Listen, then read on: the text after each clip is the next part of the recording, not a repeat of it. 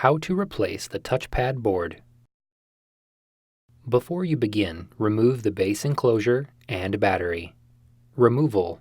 Using minimal force, lift the locking bar up on the touchpad board ZIF connector and disconnect the touchpad board ribbon cable from the touchpad board.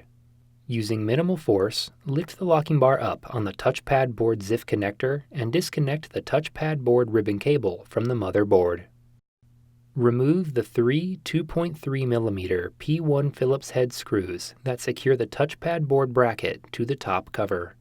Lift the touchpad bracket off of the alignment pins and remove. Peel back the Mylar and remove the three 2mm P0 Phillips broadhead screws that secure the touchpad board to the top cover. Lift the touchpad board off of the alignment pins on the top cover and remove.